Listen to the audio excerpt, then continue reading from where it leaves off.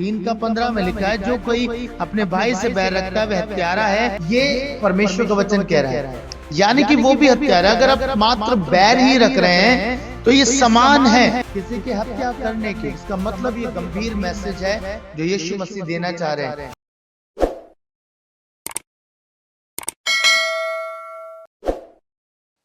Praise the Lord, आप सबको जय मसीह की।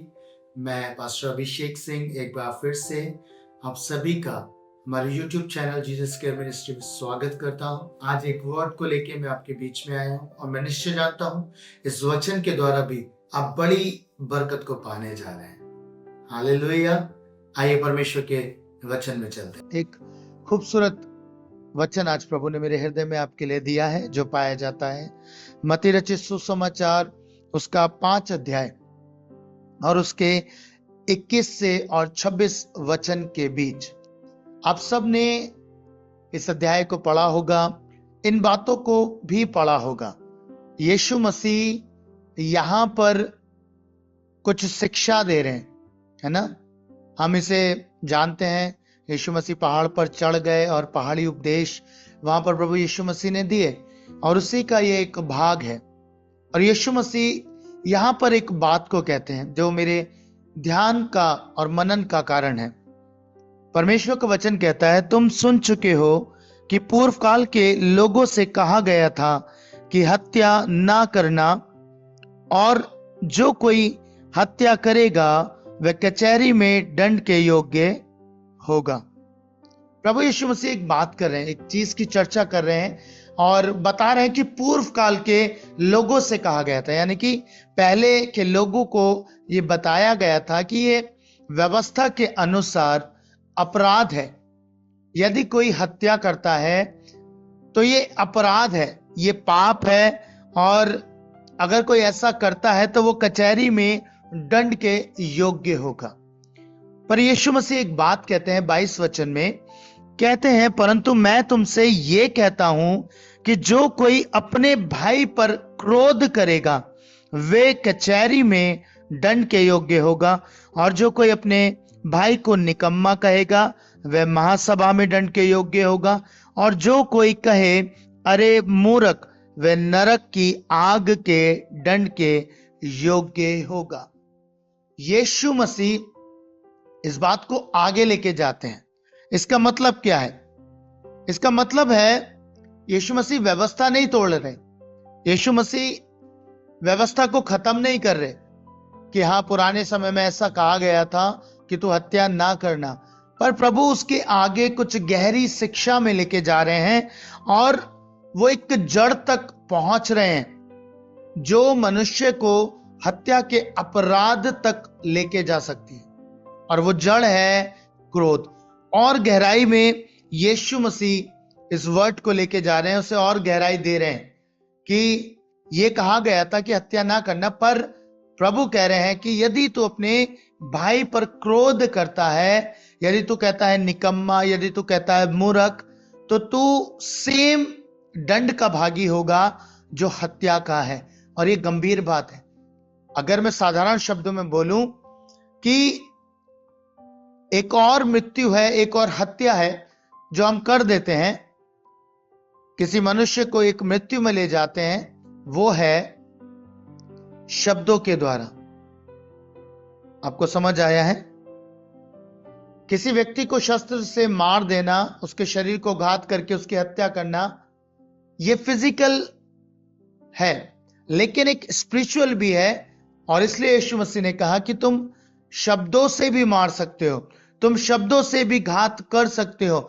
और शब्दों का मारा गया व्यक्ति और किसी हथियार से मारा गया व्यक्ति, दोनों का दंड एक समान ही है। और परमेश्वर ने इस बात को अपने वचन में और गहराई से समझाया। यदि आप निकालेंगे 1 यूहन्ना उसके 3 अध्याय को और उसके 15 वचन में लिखा है, जो अपने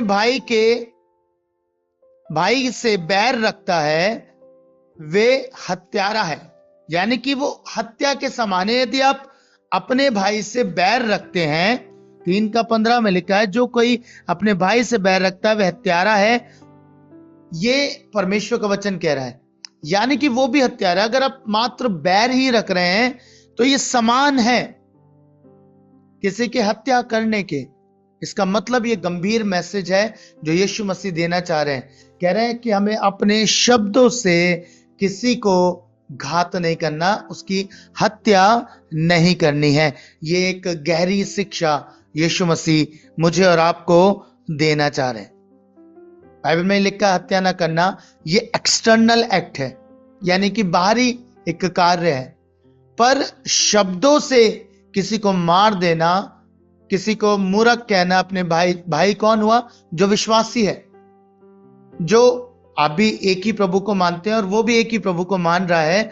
आप उससे यदि बैर करते हैं, किसी भी प्रकार से अपने मन में द्वेष रखते हैं या शब्दों से उसे बुरा भला कहते हैं, उसके आत्मसम्मान को ठेस पहुंचाते हैं किसी भी तरीके से, तो आप उसे शब्दों से घात करते हैं। ये जो कंडीशन है ये इंटरनल कंडीशन है।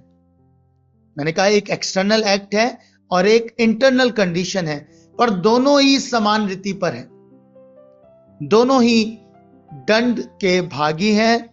परमेश्वर प्रभु यीशु मसीह ने इस बात को और गहराई से समझाया कि अगर आपको लगता है कि आप किसी को शब्दों से कहते हो मूर्ख, आप कहते हो निकम्मा, आप उसे बुरा भला कहते हो, क्रोध करते हो और उससे बैर रखते हो, तो ये समान है।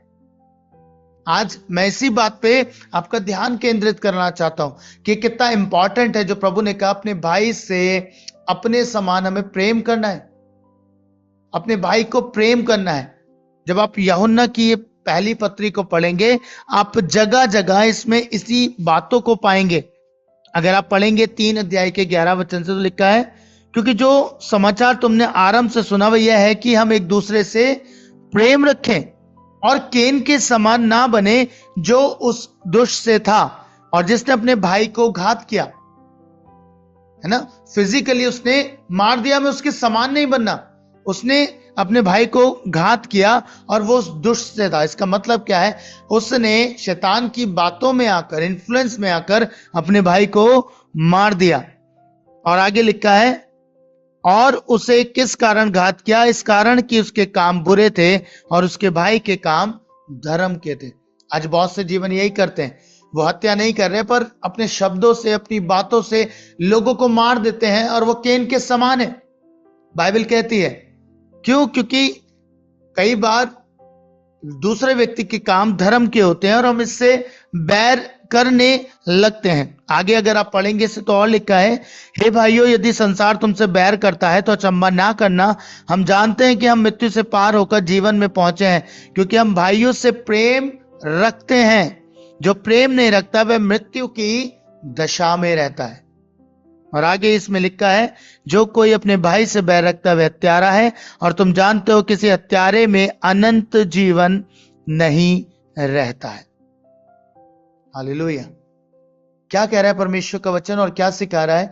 कि हमें कभी भी अपने भाई से बैर नहीं रखना है, ना उसे अपशब्द बोलना है, ना उसके लिए उसको अपमानित करना है, ना क्रोध करना है, क्योंकि क्रोध ही वो जड़ है जहां से हम आगे बढ़ते हैं। यीशु ने जो गहरी बात कही उसका मतलब यह है कि क्रोध वो जड़ है। यीशु मसीह क्रोध की ओर जब आपको केंद्रित कर रहे हैं अपने वचन से, तो वो ये कहना चाह रहे थे यही जड़ है जो तुम्हें हत्या के अपराध तक लेके जा सकती है। इसलिए क्रोध नहीं करना अपने भाई के ऊपर। हालेलुया। यदि पहला यूहन्ना 4 अध्याय उसके 20 और 21 वचन को पढ़ेंगे तो वहां पे भी लिखा है, सुनिएगा, यदि कोई कहे मैं परमेश्वर से प्रेम रखता हूं और अपने भाई से बैर रखे तो वह झूठा है, क्योंकि जो अपने भाई से जिसे उसने देखा है प्रेम नहीं रखता तो वह परमेश्वर से भी जिसे उसने नहीं देखा प्रेम नहीं रखता। आपको समझ आ रहा है परमेश्वर का वचन क्या कह रहा है? कह रहा है आप कह रहे हो कि हाँ आप अपने भाई से प्रेम रखते हो, पर आप ये कह रहे हो कि परमेश्वर से आप प्रेम रखते हो, परमेश्वर को आप जानते हो, पर अगर अपने भाई से आप प्रेम नहीं करते तो आपने अभी तक परमेश्वर को नहीं जाना है। Hallelujah, hallelujah. यीशु मसीह यही बात कहना चाह रहे हैं। क्रोध सबसे भयानक चीज है। बाइबल में लिखा है क्रोध तो करो पर पाप मत करो। इसका मतलब क्या है? क्रोध आपका एक समय के बाद चला जाना चाहिए, शाम होने से पहले क्रोध चला जाना चाहिए, क्योंकि यहां से आप एक आगे के स्टेप्स की ओर जाओगे। आपके जीवन में क्रोध आएगा, क्रोध के बाद घृणा आएगी, ईर्ष्या आएगी और मन में इतना द्वेष भर जाएगा कि आप उस गंभीर पाप तक जा सकते हो जिसके लिए यीशु मसीह बात कर रहे हैं। आपको समझ आ रहा है? ये बिल्कुल ऐसा है जैसे एक सांप का एक अंडा है ना, उसके अंदर से सांप ही निकलेगा, पर आप अंडे को देखकर छोड़ देते हो, अरे नहीं छोड़ो, इसे नहीं नाश करते। पर आपको मालूम, जब अंडा फूटेगा, सांप बड़ा हो जाएगा, वही सांप आपको डस लेगा। ये बिल्कुल ऐसा है। आपको समझ आ रहा है मैं क्या कह रहा हूं? सपोज करिए हस्बैंड वाइफ के बीच में झगड़ा हुआ, लड़ाई हो गई, पति पत्नी ने आपस में बहुत कुछ बोल दिया, अपशब्द बोल दिए। धीरे धीरे आप देखेंगे उन्होंने कई महीनों तक बात नहीं करी, प्रेम ठंडा पड़ गया और धीरे धीरे ये नौबत आ जाती है कि डाइवोर्स तक हो जाता है। इसका मतलब क्या हुआ? शादी मर गई। आपको समझ आ रहा है? शादी खत्म हो गई। यानी कि शब्दों में इतनी ताकत है कि वो स्पिरिचुअली किसी भी चीज को नाश कर सकते हैं, जो सेम कैटेगरी में आ जाता है हत्या के। यानी कि वहां मैरिज नाश हो गई, यानी कि मैरिज मर गई, तो ये भी तो एक प्रकार की हत्या है। और यीशु मसीह इसी को समझा रहे थे, इसी के विषय में यीशु मसीह बात कर रहे थे। आपको कहना चाहता हूं आज के दिन में, खुदा के लोगों, कभी भी अपने जीवन में इस लेवल तक मत चले जाइए कि आप अपने भाई से इतना नफरत करने लगे, इतना क्रोध करें, इतना गुस्सा करने लगे कि आप उस लेवल तक चले जाएं। शब्दों से आप उसे नाश कर सकते हैं। बाइबल ऐसा कहती है कि आत्मा जलाता है पर शब्द मार देता है। सुना है आपने? परमेश्वर का वचन ये कहता है शब्द मार देता है। कितने जीवन ऐसे हैं जो शब्दों के मारे पड़े हुए हैं। शायद उनसे बचपन में कह दिया गया कि तुम किसी काम के नहीं हो। शायद कोई व्यक्ति चर्च में आया, उससे कह दिया गया तुमसे सेवकाई नहीं होगी, तुम अच्छे लीडरशिप नहीं कर सकते, है ना? क्या हुआ परिणाम? उसने चर्च छोड़ा, है ना? बच्चे के जीवन में जब ये बातें बोली गई, बड़ा होकर उसके काम वही हो गए, बड़े होकर उसने वही सारी चीजें, अरे मेरी कोई वैल्यू नहीं है, कोई मुझे समझता नहीं, उसके कार्य भी बुरे होते जाएंगे। इसका मतलब आपने एक जो जीवन फ्लरिश हो सकता था, जो जीवन बढ़ सकता था, जो प्रभु के साथ भी बढ़ सकता था और संसार में भी बहुत कुछ अचीव कर सकता था, उसके जीवन को अपने शब्दों से मार दिया गया। इसलिए गंभीर है। खुदा के लोगों, याद रखिए, अगर आपको लगता है कि क्रोध की जरूरत है, क्रोध करिए। बाइबल हमें कहती है क्रोध के विषय में यीशु ने कभी मना नहीं किया। क्रोध आता है, ये स्वाभाविक है। यीशु मसीह को भी एक समय पे क्रोध आया जब उसने देखा कि मंदिर के अंदर, यानी कि परमेश्वर के भवन के अंदर व्यापार हो रहा है। यीशु मसीह क्रोध से भर के सबको रस्सी का कोड़ा बना के बाहर निकाल देते हैं। पर यीशु वहां पे उसके बाद प्रेम को प्रकट करते हैं कि जितने बीमार थे, अंधे थे, जब वो मंदिर में आए, सबको प्रभु ने चंगा किया। इसका मतलब क्या है? क्रोध गलत चीज के ऊपर किया गया, जो सही नहीं थी, उसके लिए क्रोध किया गया। परमेश्वर का वचन हमें बताता है कि बच्चे पे छड़ी उठाना आवश्यक है, डांटिए उसे डांटिए, छड़ी भी उठाइए, कौन मना करता है? लेकिन परमेश्वर का वचन कह रहा है आपका क्रोध इतना ना बढ़ जाए, इस लेवल पे ना जाए कि आप उसको घात कर दें शब्दों से, कि आप उसको बोलते रहे निकम्मा, बोलते रहे मूर्ख है। मैं आपको बता रहा हूं, आपके शब्द इतने खतरनाक होते हैं कि वो उस जीवन का नाश कर सकते हैं।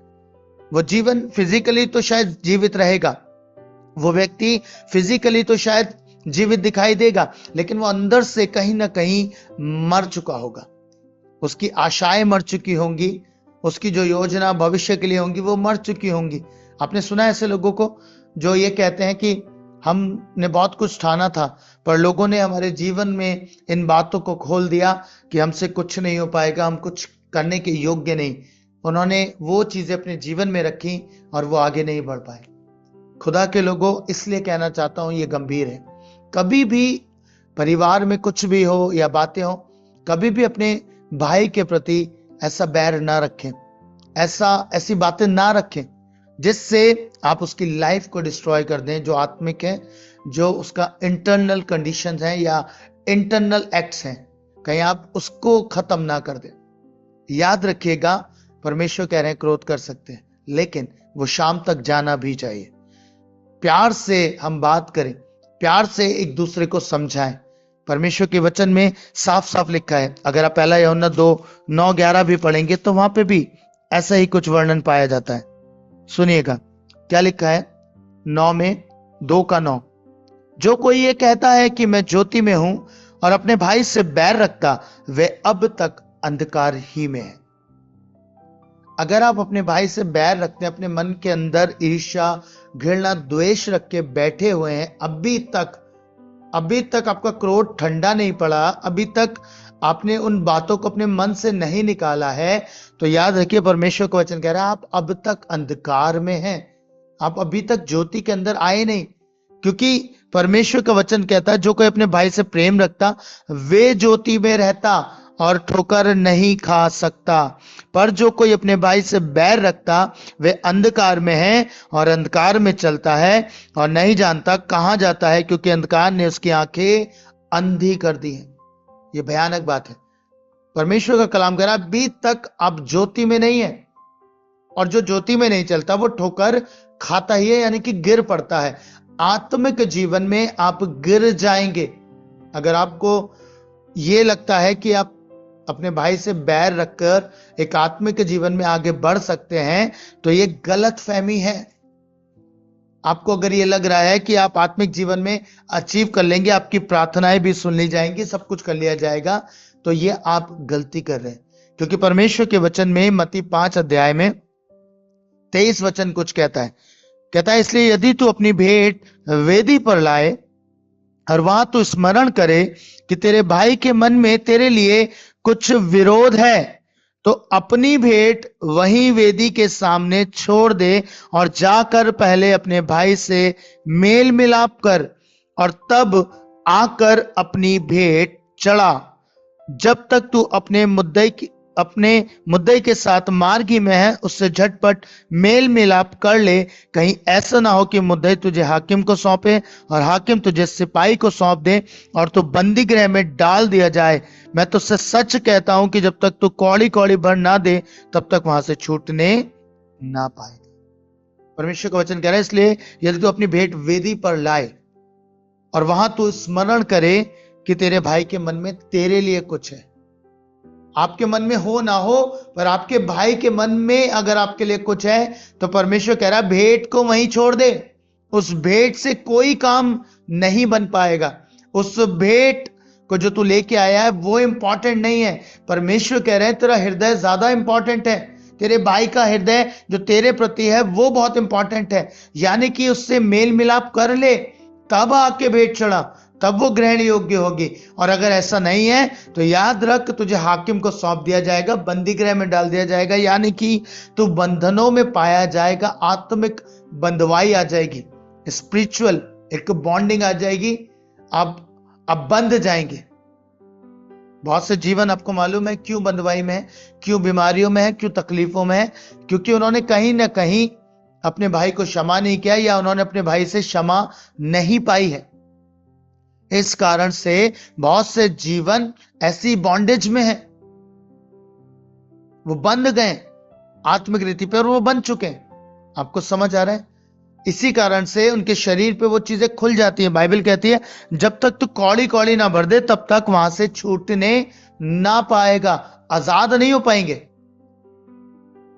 बहुत सी बीमारियों का कारण भी यही चीजें बन चुकी हैं आपकी लाइफ के अंदर। याद रखिएगा, आप प्रार्थना कर रहे हैं, अगर आप छूट नहीं पा रहे हैं तो आपको चेक करने की जरूरत है, कहीं ऐसा तो नहीं है कि मेरे से कोई ऐसी बात हो गई या मेरे भाई के मन में मेरे प्रति कोई बात है या मैंने किसी को क्षमा नहीं किया या मैंने अब तक ऐसा कोई काम नहीं किया कि रिपेंट करता और प्रभु से माफी मांग लेता उस एक्ट के कारण से जो मैंने किया अपने भाई के प्रति। मैंने बैर रखा, मैंने मन में जलन रखी और अपने शब्दों से उसे मार दिया। आपको समझ आ रहा है? अगर ऐसा है तो आज समय, परमेश्वर का वचन बताता है एक समय में जब दाऊद के टाइम में अकाल पड़ा तो दाऊद ने परमेश्वर से प्रार्थना करी। अब बाइबल कहती है परमेश्वर ने उससे कहा कि ये शाऊल के खूनी घराने के कारण हुआ है। इसका मतलब क्या था? मतलब ये था कि अकाल खुल गया था। क्यों? क्योंकि किसी ने भाइयों से द्वेष रख लिया। भाई क्यों हो गए थे? क्योंकि गिबोनियों को इजरायलियों ने ग्रहण कर लिया था। अब वो उनके साथ रहते थे, पर उनके साथ जब वो रहते थे ये बातें शाऊल को परेशान करने लगी, वो उनसे घृणा करने लगा और उसने गिबोनियों को मार डाला। और ये बातें वो जो शाऊल था उसका कुछ बिगाड़ नहीं पाए गिबोनी, पर उन्होंने अपने मन में इन बातों को रख लिया और इस कारण से क्या हुआ? अकाल बन गया। अकाल 3 वर्ष तक बना रहा, लगातार बना रहा। तब दाऊद ने प्रार्थना करी, परमेश्वर ने उसको निवारण बताया और उसने गिबोनियों से जाके बातचीत करी, पश्चाताप किया, तब जाकर वो अकाल हटा। याद रखिए खुदा के लोगों, अगर जाने अनजाने हम अपने भाई के प्रति अपने हृदय में कुछ भी रखते या कोई भी बात ऐसे हमारे हृदय में आ जाती है, तो याद रखिएगा हम जब तक उसका भर नहीं देंगे कौड़ी कौड़ी, हम छूट नहीं पाएंगे। इसलिए प्रभु ने कहा कि हत्या का पाप और क्रोध का पाप ये दोनों समान कैटेगरी में आ जाते हैं। अगर आप भाई को निकम्मा कह रहे हैं, आप कह रहे हैं मूर्ख, तो आप भी सेम जगह पे खड़े हैं। एक हत्या का अपराधी और आप दोनों सेम कंडीशन में हो, सेम कचहरी में दंड के योग्य के बराबर है, और ये भयानक है। इसलिए प्रभु ने यह हमें सिखाया है कि हमें मेल मिलाप कर लेना है। अगर आपको लगता है कि ऐसा हो गया है तो झट से मेल मिलाप करने की कोशिश करिए, झट से प्रभु के सामने रिपेंट करिए।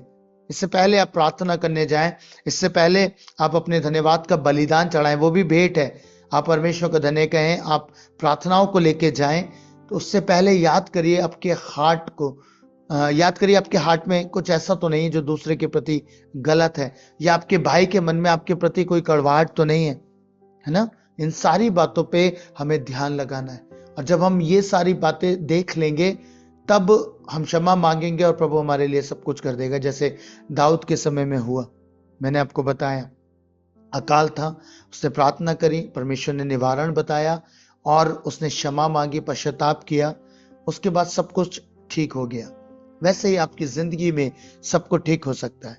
आज ये वार्निंग है। कई बार हम इस मैसेज को समझ नहीं पाते, हमें लगता है यीशु ने व्यवस्था को तोड़ दिया कि उसने कहा जो हत्या करता है वो कचहरी में दंड के योग्य होगा, पर यीशु आगे गहराई में लेके गए। जो क्रोध करता है, जो भाई को मूर्ख कहता है, निकम्मा कहता है, ये सारी बातें प्रभु ने मुझसे भी बात करी है इस विषय के विषय में। मैं आपसे कहना चाहता हूँ खुदा के लोगों, और ये गंभीर है। अगर आप बार बार ये बात यूज करते रहते और आपने गुस्से में अगर कह भी दिया तो तुरंत उसको गले से लगा लीजिए, कुछ समय के बाद हर बात को खत्म कर दीजिए, है ना? क्रोध में आके इंसान कह देता है, लेकिन इस जड़ को इतना मजबूत मत होने दीजिए कि ये आपको उस अपराध के लेवल तक लेके चले जाए। हालेलुया। मैं आशा करता हूं आज आपने इस वर्ड को समझ लिया है, आपको इसकी गंभीरता समझ में आ गई। यीशु ने अगर 23 वचन में ये कहा कि जब तू भेंट लाए तो पहले सोच ले, अपने हृदय को चेक कर ले, कहीं ऐसा ना हो, या अपने भाई के हृदय को चेक कर ले कि उसके दिल में तो नहीं है। खुद का तो करो, अपने भाई का भी देखो कि उसके दिल में कोई बात नहीं होनी चाहिए, उसको खत्म करो। अगर है तो उससे क्षमा मांगो, जाओ और उससे शब्द को प्राप्त कर लो कि हाँ उसने आपको क्षमा कर दिया, है ना? उससे वचन को ले लो कि आपको उसने क्षमा कर दिया। याद रखिए आप अपनी चीजों से छूट जाएंगे। कई बार बीमारियां बनी रहती हैं सिर्फ इस कारण से, कई बार तकलीफें बनी रहती हैं सिर्फ इस कारण से, और हम छूट नहीं पाते। इसलिए प्रभु आज कह रहा है, अगर आप छूटना चाहते हैं, आप इस तकलीफ से बाहर आना चाहते हैं, आपको मालूम जोड़ों का दर्द, घुटनों का दर्द, आर्थराइटिस, ये सब कहीं ना कहीं इन्हीं वजह से हो जाती है। ये गंभीर बात बता रहा हूं आपको। बुराइयों के कारण से, बैर के कारण से, भाइयों के प्रति नफरत के कारण से आपकी हड्डियां खराब होने लगती हैं। ये परमेश्वर का वचन कहता है ना, कि बुराई से परे रहे, इससे तेरी हड्डियां हष्ट पुष्ट रहेंगी। अगर आप बुराई में लिप्त रहेंगे तो क्या होगा? हड्डियां खराब हो जाएंगी, और जो जोड़ों के दर्द है ना, बहुत ज्यादा, एक एज में हो तो समझ में आता है, पर बहुत अर्ली हो रहा है तो सोचने का कारण होना चाहिए। हालेलुया। प्रभु आप सबको बरकत दे।